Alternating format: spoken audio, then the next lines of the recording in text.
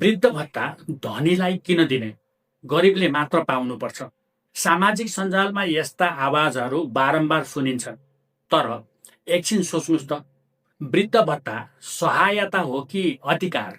वृद्ध भत्ता कुनै दया होइन, कुनै राहत होइन, कुनै नेताले बाँडेको उपहार पनि होइन।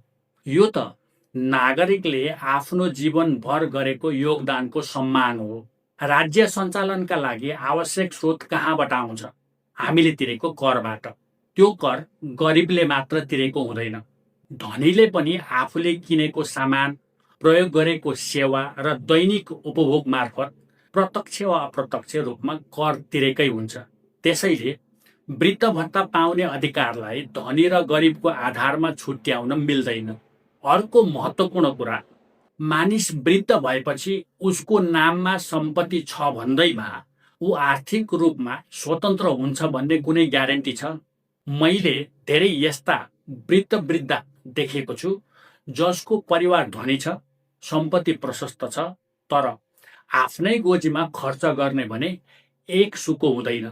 मन लागेको औषधि किन्न, मन लागेको खाना खान वा आफ्ना साना आवश्यकताहरू पुरा गर्न पनि अरूको मुख ताक्नुपर्ने अवस्था छ।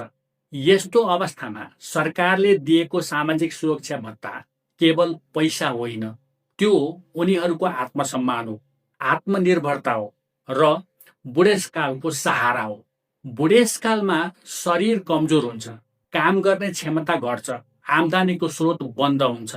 यो समयमा राज्यले नागरिकलाई भन्नुपर्ने चाहिँ के हो भने, तपाईले जीवनभर देशका लागि योगदान गर्नुभयो, अब तपाईको सम्मानपूर्वक बाँच्ने अधिकारको जिम्मेवारी राज्यले लिन्छ। त्यसैले वृद्ध भत्तालाई धनी र गरिबको बहसमा सीमित नगरौँ। यसलाई वृद्धको नैसर्गिक अधिकार